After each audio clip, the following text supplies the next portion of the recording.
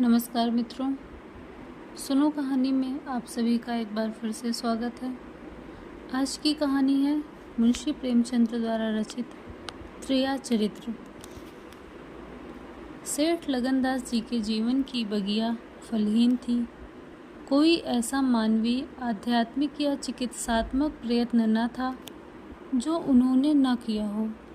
यूँ शादी में एक पत्नी व्रत के कायल थे, मगर ज़रूरत और आग्रह से विवश होकर एक दो नहीं 5 शादियां की। यहाँ तक कि उम्र के 40 साल गुजर गए और अंधेरे घर में उजाला न हुआ।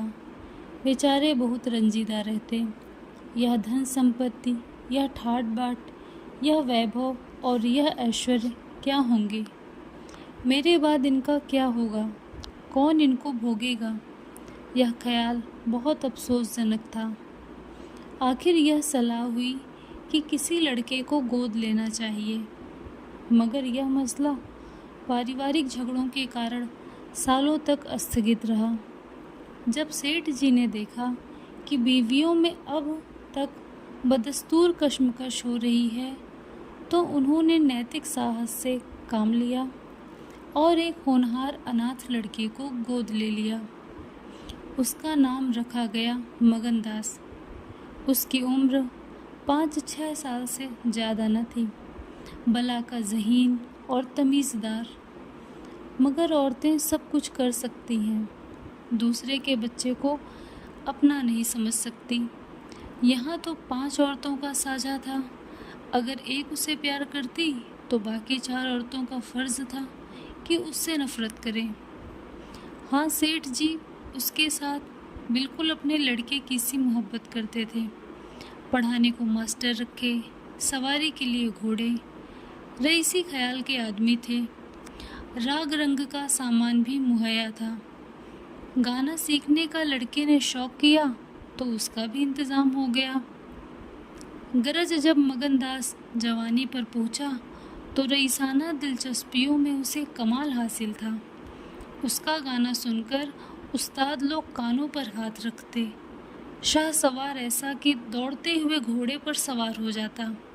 डील डौल शक्ल सूरत में उसका सा अलबेला जवान दिल्ली में कम होगा।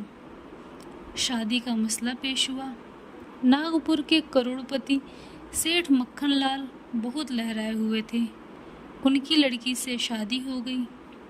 धूमधाम का जिक्र किया जाए तो किस्सा वियोग की रात से भी लंबा हो जाए। मक्खनलाल का उसी शादी में दिवाला निकल गया। इस वक्त मगनदास से ज़्यादा ईर्ष्या के योग्य आदमी और कौन होगा? उसकी ज़िंदगी की बहार उमंगों पर भी और मुरादों के फूल अपनी शबनमी ताजगी में खिल खिलकर हुस्न और ताजगी का समा दिखा रहे थे। मगर तकदीर की देवी कुछ और ही सामान कर रही थी। वह सैर सपाटे के इरादे से जापान गया हुआ था कि दिल्ली से खबर आई कि ईश्वर ने तुम्हें एक भाई दिया है। मुझे इतनी खुशी है कि ज़्यादा अरसे तक जिंदा न रह सकूं। तुम बहुत जल्द लौट आओ। मगनदास के हाथ से तार का कागज़ छूट गया और सर में ऐसा चक्कर आया कि जैसे किसी ऊंचाई से गिर पड़ा है। मगनदास का किताबी ज्ञान बहुत कम था, मगर स्वभाव की सज्जनता से वह खाली हाथ न था। हाथों की उदारता ने जो समृद्धि का वरदान है, हृदय को भी उदार बना दिया था। उसे घटनाओं की इस काया पलट से दुख तो जरूर हुआ, आखिर इंसान ही था। मगर उसने धीरज से काम लिया और एक आशा और भय से मिली जुली हालत में देश को रवाना हुआ। रात का वक्त था। जब अपने दरवाजे पर पहुंचा तो नाच गाने की महफिल सजी थी। उसके कदम आगे न बढ़े। वह लौट पड़ा और एक दुकान के चबूतरे पर बैठकर सोचने लगा कि अब क्या करना चाहिए। इतना तो उसे यकीन था कि सेठ जी उसके साथ भी भलमनसी और मोहब्बत से पेश आएंगे, बल्कि शायद अब और भी कृपा करने लगे। सेठानियाँ भी अब उसके साथ गैरों का सा बर्ताव ना करेंगी। मुमकिन है मछली बहू जो इस बच्चे की खुशनसीब माँ थी, उससे दूर दूर रहें, मगर बाकी चारों सेठानियों की तरफ से सेवा सत्कार में कोई शक नहीं था। उनकी डाह का वह फ़ायदा उठा सकता था, लेकिन उसके स्वाभिमान ने यह गवारा न किया कि जिस घर में मालिक की हैसियत से रहता था, उसी घर में अब एक आश्रित की हैसियत से ज़िंदगी बसर करे। उसने फैसला कर लिया कि सब यहाँ रहना मुनासिब है, ना मसहलत, मगर जाऊँ कहाँ? न कोई ऐसा फ़न सीखा, न कोई ऐसा इल्म हासिल किया जिससे रोजी कमाने की सूरत पैदा होती। रईसाना दिलचस्पियाँ उसी वक्त तक कद्र की निगाह से देखी जाती हैं जब तक कि वे रईसों के आभूषण रहें। जीविका बनकर वे सम्मान के पद से गिर जाती हैं। अपनी रोजी हासिल करना तो उसके लिए कोई ऐसा मुश्किल काम न था। किसी सेठ साहूकार के यहाँ मुनीम बन सकता था, किसी कारखाने की तरफ से एजेंट हो सकता था, मगर उसके कंधे पर एक भारी जुआ रखा हुआ था। उसे क्या करे? एक बड़े सेठ की लड़की जिसने लाड प्यार में परवरिश पाई, उससे यह कंगाली की तकलीफ़ें क्यों कर झेली जाएंगी? क्या मक्खनलाल की लाडली बेटी एक ऐसे आदमी के साथ रहना पसंद करेगी जिसे रात की रोटी का भी ठिकाना नहीं? मगर इस फिक्र में मैं अपनी जान क्यों खपवाऊं? मैंने अपनी मर्जी से शादी नहीं की। मैं बराबर इनकार करता रहा। सेठ जी ने ज़बरदस्ती मेरे पैरों में बेड़ी डाली है। अब वही इसके जिम्मेदार हैं, मुझसे कोई वास्ता नहीं। लेकिन जब उसने दोबारा ठंडे दिल से इस मसले पर गौर किया तो बचाव की कोई सूरत नज़र न आई। आखिरकार उसने यह फैसला किया कि पहले नागपुर चलूं, जरा उन महारानी के तौर तरीके को देखूं, बाहर ही बाहर उनके स्वभाव की, मिजाज की जांच करूं। उस वक्त तय करूंगा कि मुझे क्या करने चाहिए। अगर रईसी की बू उनके दिमाग से निकल गई है और मेरे साथ रूखी रोटियां खाना उन्हें मंजूर है, तो इससे अच्छा फिर और क्या। लेकिन अगर वह अमीरी के ठाट बाट के हाथों बिकी हुई हैं, तो मेरे लिए रास्ता साफ है। फिर मैं हूँ और दुनिया का गम। ऐसी जगह जाऊँ जहाँ किसी परिचित की सूरत सपने में भी ना दिखाई दे। गरीबी की ज़िल्लत नहीं रहती अगर अजनबियों में ज़िंदगी बसर की जाए, या जानने पहचानने वालों की कनखियाँ और कनबत्तियाँ हैं जो गरीबी को यंत्रणा बना देती हैं। इस तरह दिल में ज़िंदगी का नक्शा बनाकर मगनदास अपनी मर्दाना हिम्मत के भरोसे पर नागपुर की तरफ चला, उस मल्लाह की तरह जो किश्ती और पाल के बगैर नदी की उमड़ती हुई लहरों में अपने को डाल दे। शाम के वक्त सेठ मक्खनलाल के सुंदर बगीचे में सूरज की पीली किरणें मुरझाए हुए फूलों से गले मिलकर विदा हो रही थी। बाग के बीच में एक पक्का कुआं था और एक मौलसरी का पेड़। कुएं के मुंह पर अंधेरे की नीली सी नकाब थी। पेड़ के सिर पर रोशनी की सुनहरी चादर। इसी समय एक नौजवान थका मांदा कुएं पर आया और लोटे से पानी भरकर पीने के बाद जगत पर बैठ गया। मालिन ने पूछा, कहाँ जाओगे? मगनदास ने जवाब दिया कि जाना तो बहुत दूर था, मगर यही रात हो गई। यहाँ कहीं ठहरने का ठिकाना मिल जाएगा? मालिन, चले जाओ सेठ जी की धर्मशाला में, बड़े आराम की जगह है। मगनदास, धर्मशाला में तो मुझे ठहरने का कभी संयोग नहीं हुआ। कोई हर्ज ना हो तो यहीं पड़ा रहूं। यहाँ कोई रात को रहता है? मालिन, भाई मैं यहाँ ठहरने को ना कहूँगी। यह बाई जी की बैठक है, झरोखे में बैठकर सैर किया करती हैं। कहीं देखभाल ले तो मेरे सिर में एक बाल भी ना रहे। मगनदास, बाई जी कौन? मालिन, यही सेठ जी की बेटी इंदिरा बाई। मगनदास, यह गजरे उन्हीं के लिए बना रही हो क्या? मालिन, हाँ, और सेठ जी के यहाँ है ही कौन। फूलों के गहने बहुत पसंद करती हैं मगनदास, शौकीन औरत मालूम होती हैं। मालिन, भाई यही तो बड़े आदमियों की बातें हैं। वे शौक ना करें तो हमारा तुम्हारा निबाह कैसे हो। और धन है किस लिए। अकेली जान पर 10 लौंडियां हैं। सुना करती थी कि भगवान आदमी का हल भूत जोतता है। वह अपनी आंखों देखा, आप ही आप पंखा चलने लगे, आप ही आप सारे घर में दिन का सा उजाला हो जाए। तुम झूठ समझते होगे, मगर मैं आंखों देखी बात कहती हूँ।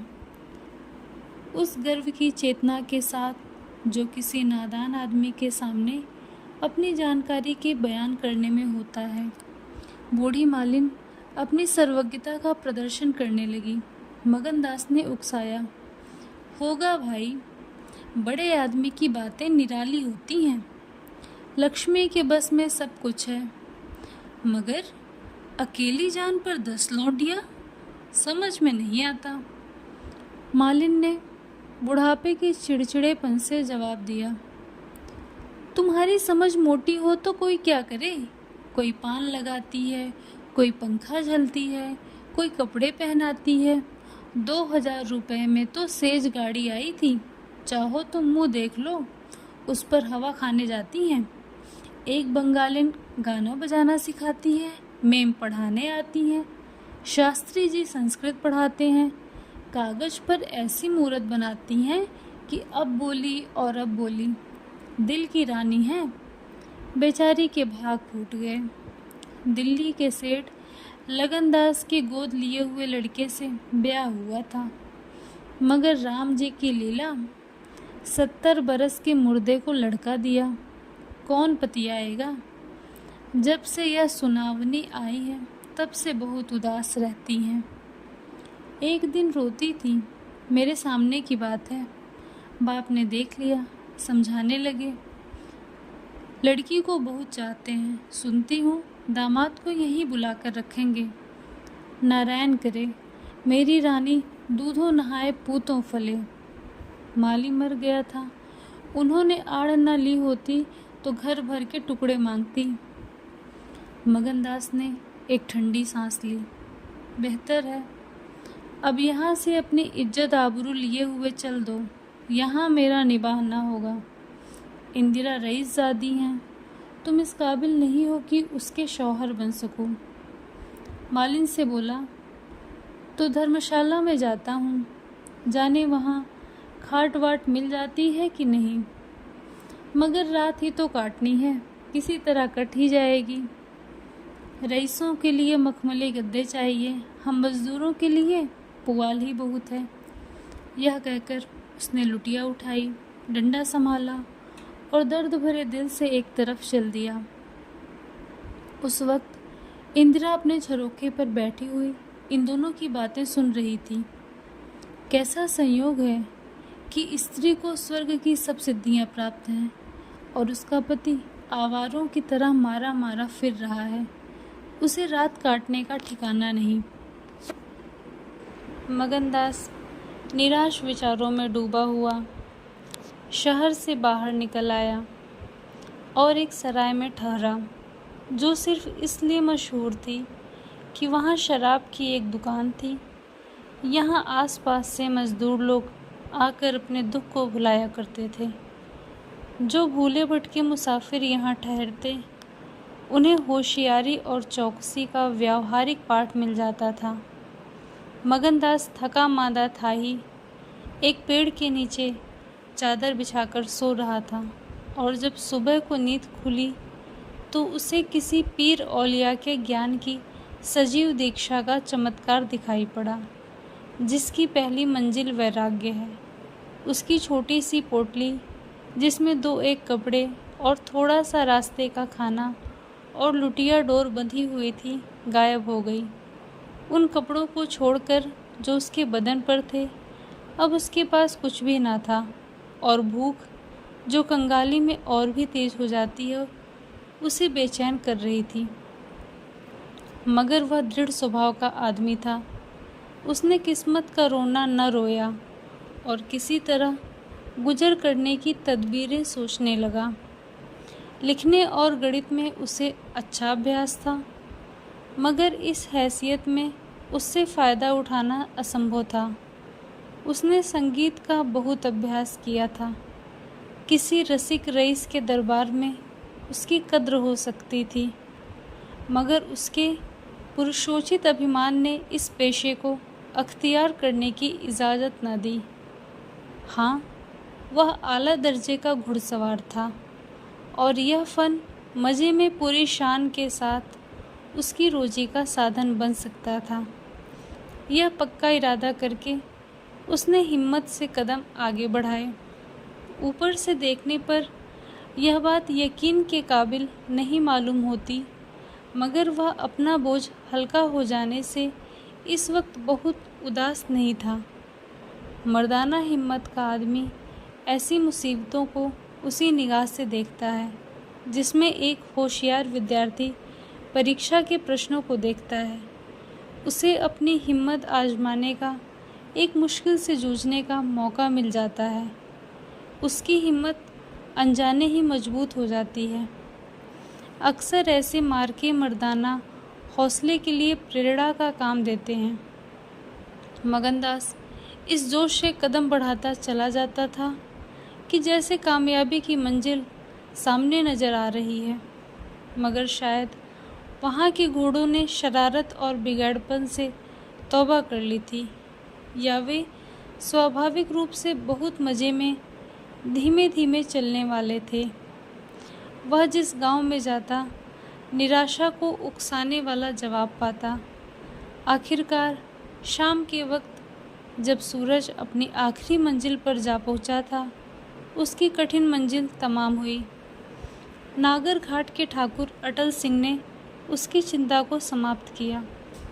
यह एक बड़ा गांव था। पक्के मकान बहुत थे, मगर उनमें प्रेतात्माएं आबाद थी। कई साल पहले प्लेग ने आबादी के बड़े हिस्से को इस क्षणभंगुर संसार से उठाकर स्वर्ग में पहुंचा दिया था।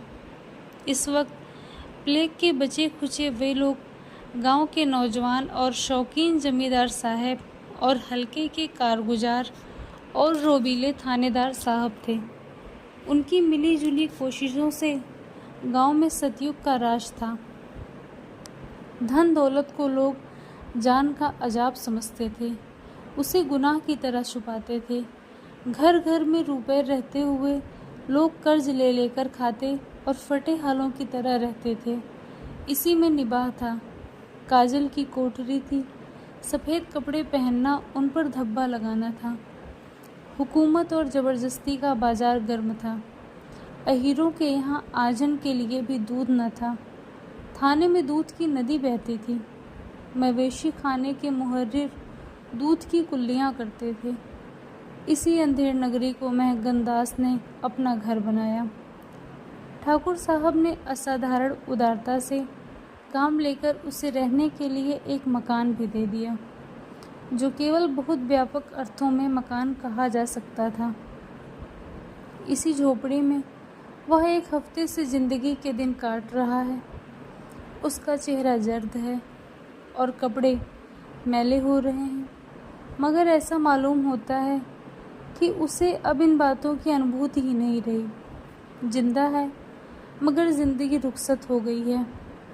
हिम्मत और हौसला मुश्किल को आसान कर सकते हैं, आंधी और तूफान से बचा सकते हैं, मगर चेहरे को खिला सकना उनके सामर्थ्य से बाहर है। टूटी हुई नाव पर बैठकर मल्हार गाना हिम्मत का काम नहीं, हिमाकत का काम है। एक रोज़ जब शाम के वक्त वह अंधेरे में खाट पर पड़ा हुआ था, एक औरत उसके दरवाजे पर आकर भीख मांगने लगी। मगनदास को आवाज़ परिचित जान पड़ी। बाहर आकर देखा तो वही चंपा मालिन थी।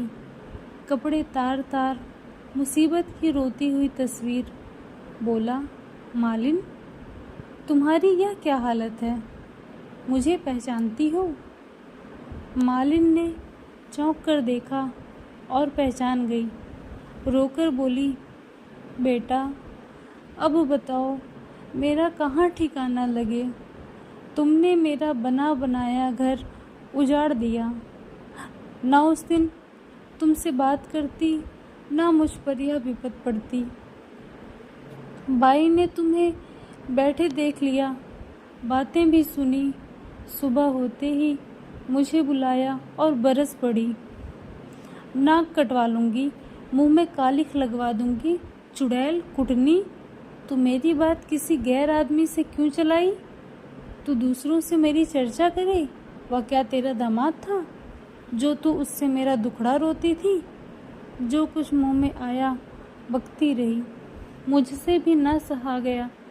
रानी रूठेंगी, अपना सुहाग लेंगी। बोली, बाई जी मुझसे कसूर हुआ, लीजिए अब जाती हूँ। छींकते नाक कटती है तो मेरा निबाह यहाँ न होगा। ईश्वर ने मुँह दिया है तो आहार भी देगा। 4 घर से मांगूंगी तो पेट को हो जाएगा।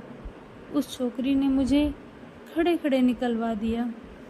बताओ, मैंने तुमसे उसकी कौन सी शिकायत की थी? उसकी क्या चर्चा की थी?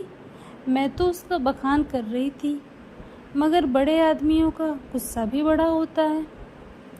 अब बताओ मैं किसकी होकर रहूं? 8 दिन इसी तरह टुकड़े मांगते हो गए हैं। एक भतीजी उन्हीं के यहाँ लौंडियों में नौकर थी, उसी दिन उसे भी निकाल दिया।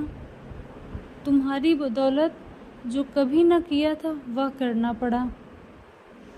तुम्हें कहाँ का दोष लगाऊं? किस्मत में जो कुछ लिखा था देखना पड़ा।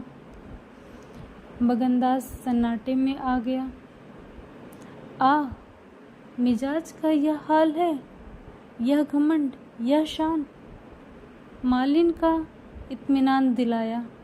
उसके पास अगर दौलत होती तो उसे माला माल कर देता। सेठ मक्खन लाल की बेटी को भी मालूम हो जाता कि रोजी की कुंजी उसी के हाथ में नहीं है। बोला, तुम फिक्र ना करो, मेरे घर में आराम से रहो। अकेले मेरा जी भी नहीं लगता। सच कहो तो मुझे तुम्हारी तरह एक औरत की तलाश थी। अच्छा हुआ तुम आ गई। मालिन ने आंचल फैलाकर असीम आशीर्वाद दिया। बेटा तुम जुग जुग जियो, बड़ी उम्र हो। यहाँ कोई घर मिले तो मुझे दिलवा दो।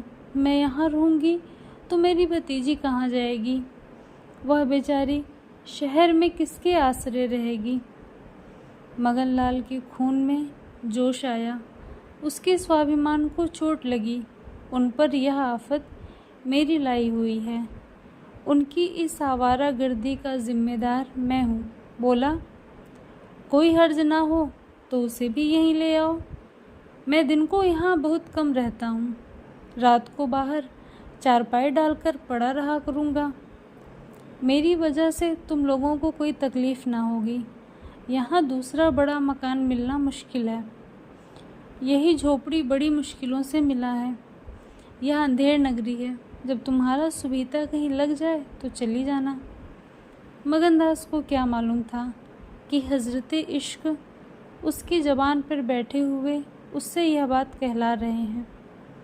क्या यह ठीक है कि इश्क पहले माशूक के दिल में पैदा होता है? नागपुर इस गांव से 20 मील की दूरी पर था। चंपा उसी दिन चली गई और तीसरे दिन रंभा के साथ लौट आई। यह उसकी भतीजी का नाम था। उसके आने से झोपड़े में जान सी पड़ गई। मगनदास के दिमाग में मालिन की लड़की की जो तस्वीर थी उसका रंभा से कोई मेल न था।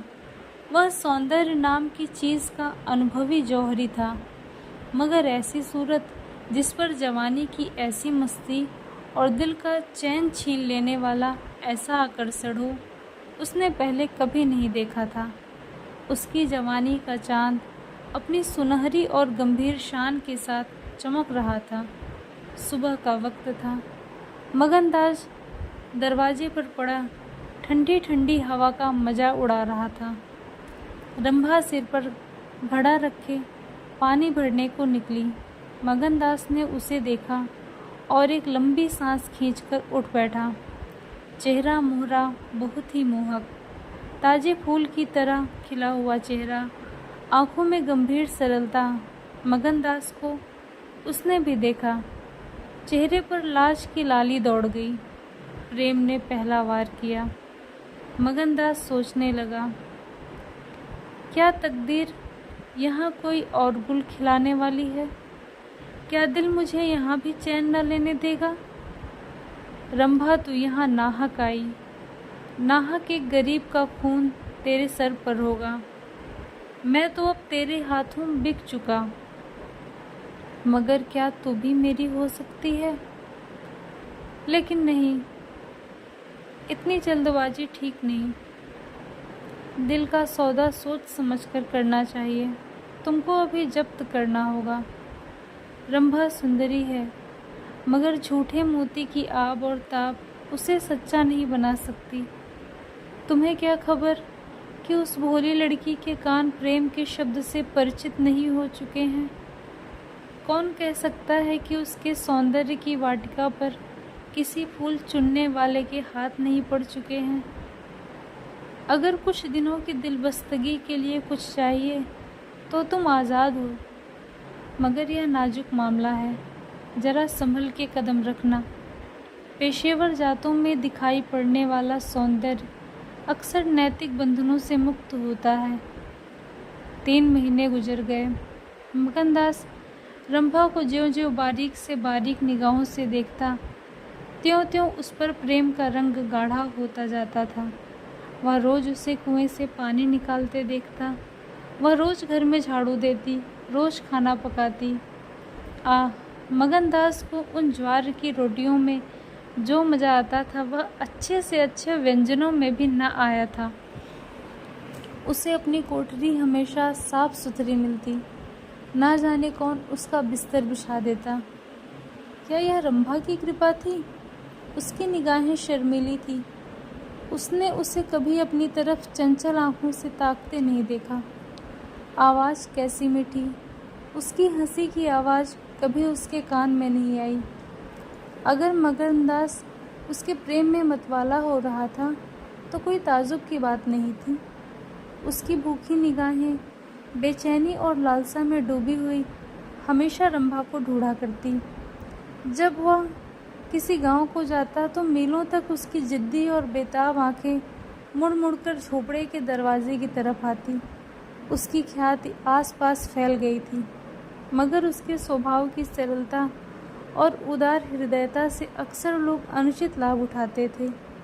इंसाफ पसंद लोग तो स्वागत सत्कार से काम निकाल लेते, और जो लोग ज़्यादा समझदार थे वे लगातार तकाज़ों का इंतज़ार करते। चूँकि मगनदास इस फन को बिल्कुल नहीं जानता था, बावजूद दिन रात की दौड़ धूप के करीबी से उसका गला न छूटता।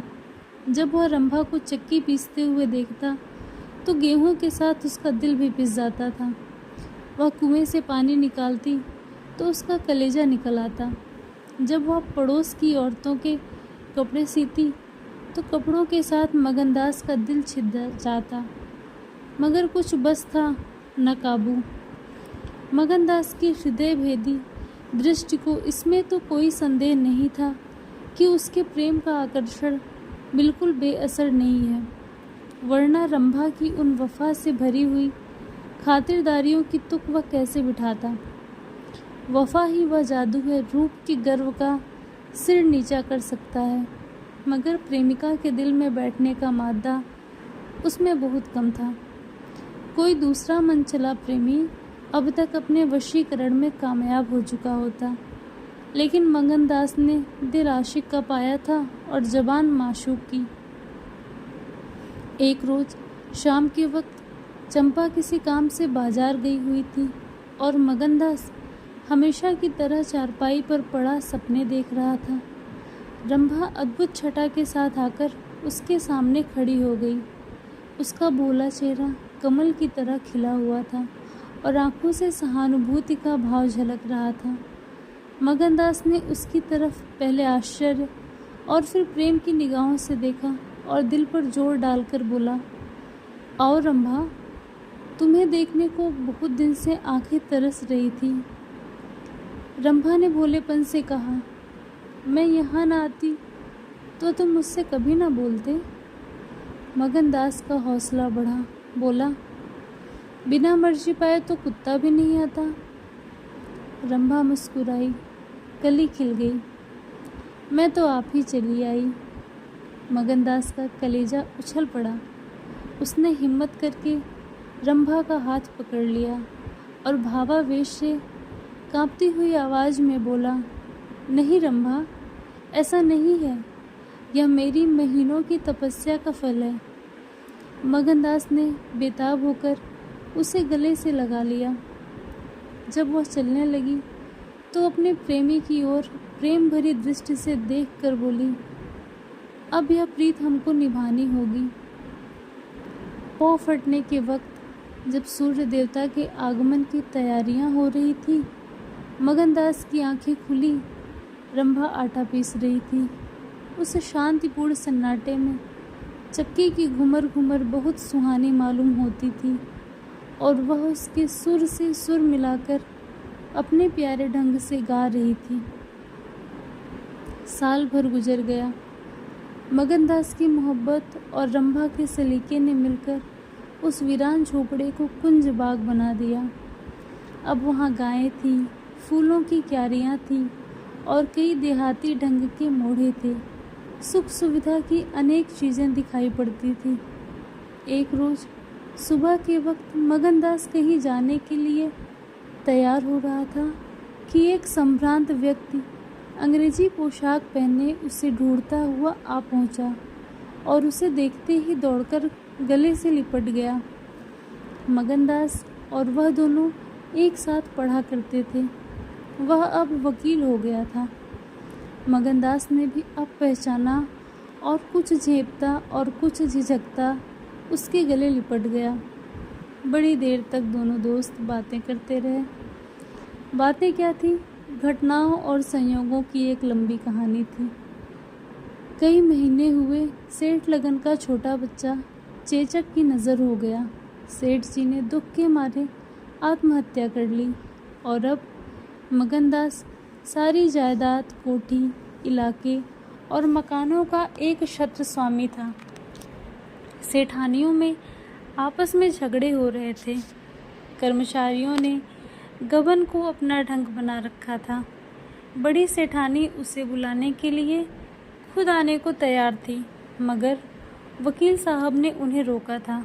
तब मगनदास ने मुस्कुराकर पूछा, तुम्हें कैसे मालूम हुआ कि मैं यहाँ हूँ? तो वकील ने फरमाया, महीने भर से तुम्हारी टोह में हूँ। सेठ मक्खन लाल ने अता पता बतलाया। तुम दिल्ली पहुँचे और मैंने अपना महीने भर का बिल पेश किया। रंभा अधीर हो रही थी कि यह कौन है और इनमें क्या बातें हो रही है।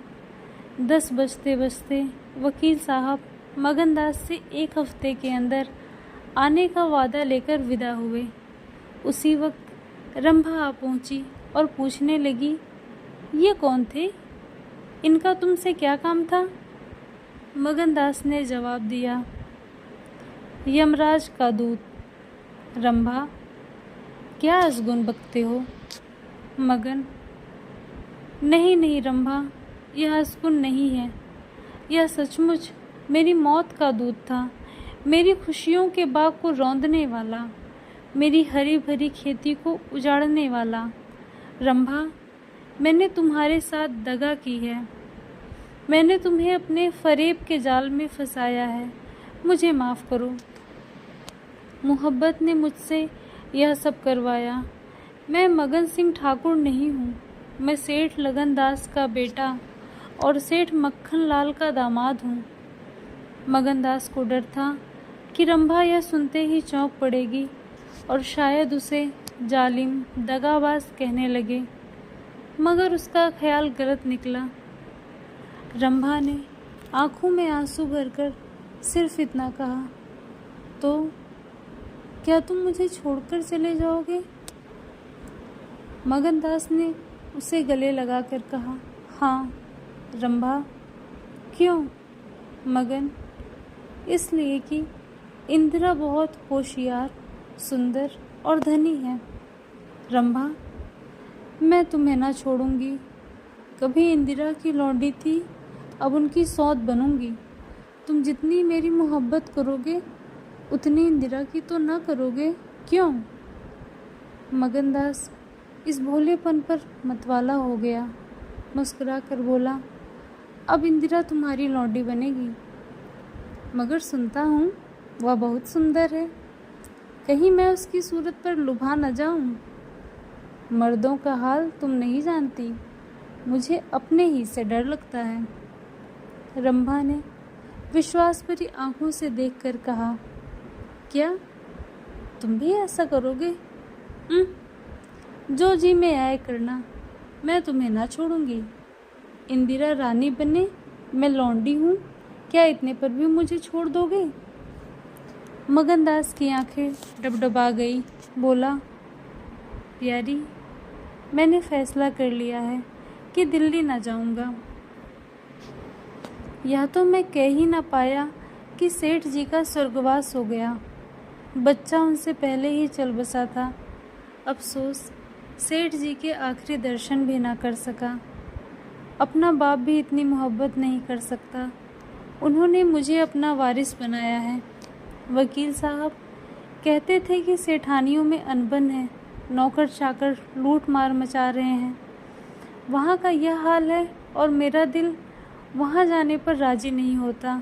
दिल तो यहाँ है, वहाँ कौन जाए? रंभा जरा देर तक सोचती रही, फिर बोली, तो मैं तुम्हें छोड़ दूंगी। इतने दिन तुम्हारे साथ रही, जिंदगी का सुख लूटा, अब जब तक जीऊंगी इस सुख का ध्यान करती रहूंगी। मगर तुम मुझे भूल तो न जाओगी? साल में एक बार देख लिया करना इसी झोपड़े में आकर। मगनदास ने बहुत रोका, मगर आंसू न रुक सके। बोले, रंभा, ऐसी बातें न करो, कलेजा बैठा जाता है। मैं तुम्हें छोड़ नहीं सकता, इसलिए नहीं कि तुम्हारे ऊपर कोई एहसान है, तुम्हारी खातिर नहीं, अपनी खातिर। वह शांति, वह प्रेम, वह आनंद जो मुझे यहाँ मिलता है और कहीं नहीं मिल सकता। खुशी के साथ जिंदगी बसर हो, यही मनुष्य के जीवन का लक्ष्य है। मुझे ईश्वर ने यह खुशी यहाँ दे रखी है, तो मैं उसे क्यों छोड़ूं? धन दौलत को मेरा सलाम है, मुझे उसकी हवस नहीं है। रंभा फिर गंभीर स्वर में बोली, मैं तुम्हारे पाँव की बेड़ी ना बनूंगी। चाहे तुम मुझे ना छोड़ो, लेकिन थोड़े दिनों में तुम्हारी यह मोहब्बत ना रहेगी। मगनदास को कोड़ा लगा, जोश से बोला, तुम्हारे सिवा इस दिल में अब कोई और जगह नहीं पा सकता। रात ज़्यादा हो गई थी, अष्टमी का चाँद सोने जा चुका था। दोपहर के कमल की तरह साफ आसमान में सितारे खिले हुए थे। किसी खेत के रखवाले की बांसुरी की आवाज़, जिससे दूरी ने तासीर, सन्नाटे, न सुरीलापन और अंधेरे ने आध्यात्मिकता का आकर्षण दे दिया था, कानों में आ जा रही थी कि जैसे कोई पवित्र आत्मा नदी के किनारे बैठी हुई पानी की लहरों से या दूसरे किनारे के खामोश और अपनी तरफ खींचने वाले पेड़ों से अपनी ज़िंदगी की गम की कहानी सुना रही है। मगनदास सो गया, मगर रंभा की आंखों में नींद न आई। सुबह हुई तो मगनदास उठा और रंभा को पुकारने लगा, मगर रंभा रात ही को अपनी चाची के साथ वहाँ से कहीं चली गई थी। मगनदास को उस मकान के दरो दीवार पर एक मनहूसियत से छाई हुई मालूम हुई कि जैसे घर की जान निकल गई हो।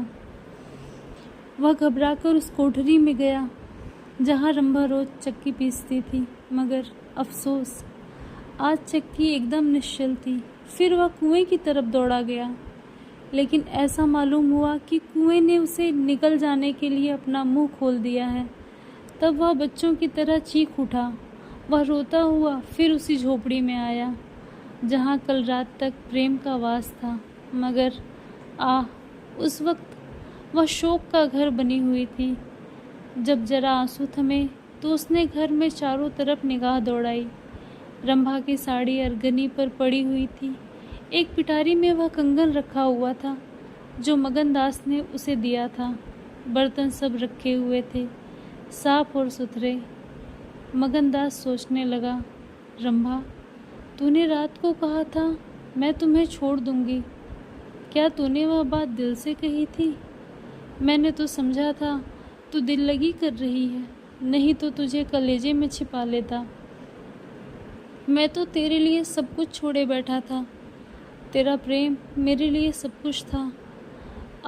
मैं यूं बेचैन हूँ। क्या तू बेचैन नहीं है तो रो रही है। मुझे यकीन है कि तू अब भी लौट आएगी।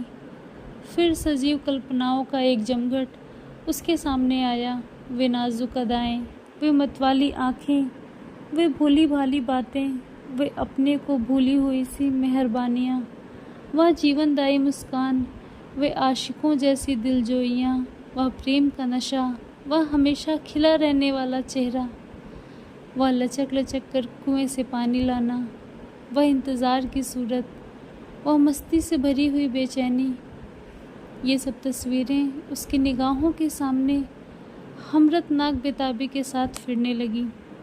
मगनदास ने एक ठंडी सांस ली और आंसुओं और दर्द की उमड़ती हुई नदी को मर्दाना ज़ब्त से रोककर उठ खड़ा हुआ। नागपुर जाने का पक्का फैसला हो गया। तकिए के नीचे से संदूक की कुंजी उठाई तो कागज़ का एक टुकड़ा निकल आया। यह रंभा की विदा की चिट्ठी थी। प्यारे, मैं बहुत रो रही हूँ। मेरे पैर नहीं उठते, मगर मेरा जाना ज़रूरी है। तुम्हें जगाऊंगी तो तुम जाने ना दोगे। कैसे जाऊं? अपने प्यारे पति को कैसे छोड़ूं? किस्मत मुझसे यह आनंद का घर छुड़वा रही है।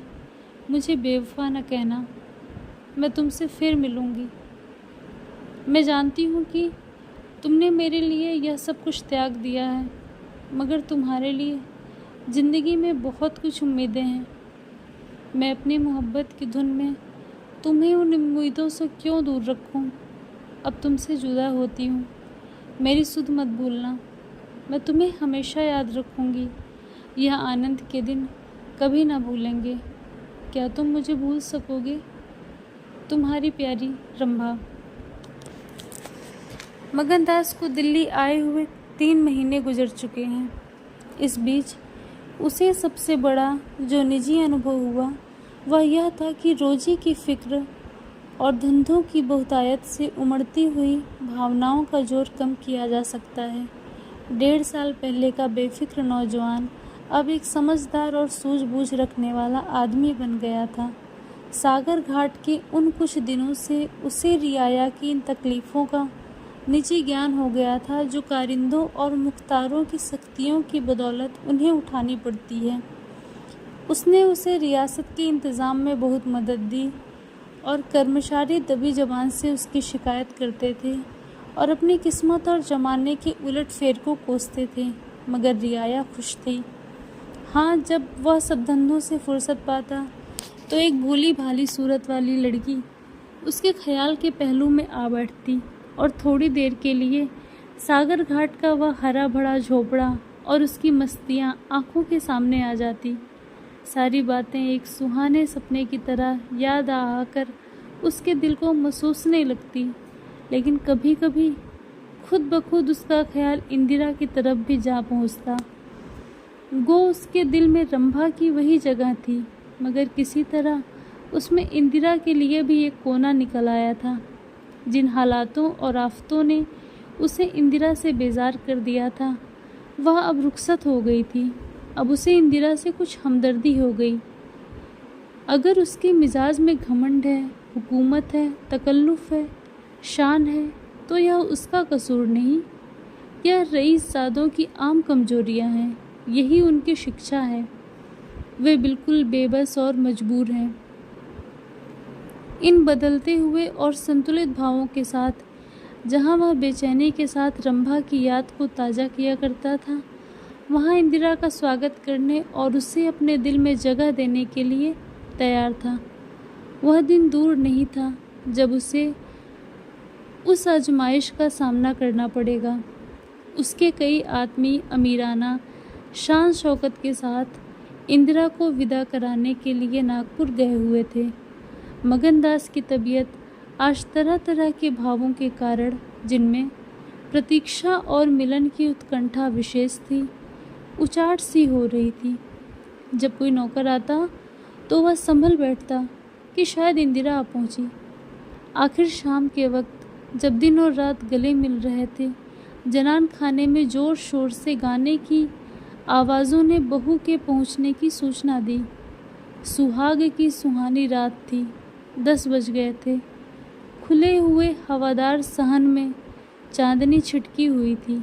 वह चांदनी जिसमें नशा है, आरजू है और खिंचाव है। गमलों में खिले हुए गुलाब और चंपा के फूल चांद की सुनहरी रोशनी में ज़्यादा गंभीर और खामोश नजर आते थे। मगनदास इंदिरा से मिलने के लिए चला। उसके दिल से लालसाएं ज़रूर थी, मगर एक पीड़ा भी थी। दर्शन की उत्कंठा थी, मगर प्यास से खोली। मोहब्बत नहीं, प्राणों का खिंचाव था जो उसे खींचे लिए जाता था। उसके दिल में बैठी हुई रंभा शायद बार बार बाहर निकलने की कोशिश कर रही थी, इसीलिए दिल में धड़कन हो रही थी। वह सोने के कमरे के दरवाजे पर पहुंचा। रेशमी पर्दा पड़ा हुआ था। उसने पर्दा उठा दिया। अंदर एक औरत सफ़ेद साड़ी पहने खड़ी थी। हाथ में चंद खूबसूरत चूड़ियों के सिवा उसके बदन पर एक जेवर भी न था। ज्यों ही पर्दा उठा और मगनदास ने अंदर कदम रखा, वह मुस्कुराती हुई उसकी तरफ बढ़ी। मगनदास ने उसे देखा और चकित होकर बोला, रंभा? और दोनों प्रेमावेश से लिपट गए। दिल में बैठी हुई रंभा बाहर निकल आई थी। साल भर गुजरने के बाद एक दिन इंदिरा ने अपने पति से कहा, क्या रंभा को बिल्कुल भूल गए? कैसे बेवफा हो, कुछ याद है? उसने चलते वक्त तुमसे क्या विनती की थी? मगनदास ने कहा, खूब याद है। वह आवाज़ भी कानों में गूंज रही है। मैं रंभा को भोली भाली लड़की समझता था। यह नहीं जानता था कि यह त्रिया चरित्र का जादू है। मैं अपनी रंभा को अब भी इंदिरा से ज़्यादा प्यार करता हूँ। तुम्हें डाह तो नहीं होती? इंदिरा ने हंसकर जवाब दिया, डाह क्यों हो? तुम्हारी रंभा है तो क्या, मेरा मगन सिंह नहीं है? मैं अब भी उस पर मरती हूँ। दूसरे दिन दोनों दिल्ली से एक राष्ट्रीय समारोह में शरीक होने का बहाना करके रवाना हो गए और सागर घाट जा पहुँचे। वह झोपड़ा, वह मोहब्बत का मंदिर, वह प्रेम भवन फूलों और हरियाली से लहरा रहा था। चंपा मालिन उन्हें वहाँ मिली। गांव के जमींदार उनसे मिलने के लिए आए। कई दिन तक फिर मगन सिंह को घोड़े निकालने पड़े। रंभा कुएं से पानी लाती, खाना पकाती, फिर चक्की पीसती और गाती। गांव की औरतें फिर उससे अपने कुर्ते और बच्चों की लेसदार टोपियां सिलवाती हैं। हाँ, इतना ज़रूर कहती हैं कि उसका रंग कैसा निखर आया है, हाथ पांव कैसे मुलायम पड़ गए हैं। किसी बड़े घर की रानी मालूम होती है, मगर स्वभाव वही है। वही मीठी बोली है, वही मुरौवत, वही हंसमुख चेहरा। इस तरह एक हफ्ता इस सरल और पवित्र जीवन का आनंद उठाने के बाद दोनों दिल्ली वापस आए। और अब 10 साल गुजरने पर भी साल में एक बार उस झोपड़े के नसीब जागते हैं। वह मोहब्बत की दीवार अभी तक उन दोनों प्रेमियों को अपनी छाया में आराम देने के लिए खड़ी है। आप सुन रहे थे मुंशी प्रेमचंद द्वारा लिखी कहानी त्रिया चरित्र। कहानी पसंद आई हो तो कृपया लाइक करें, चैनल को सब्सक्राइब करें। धन्यवाद।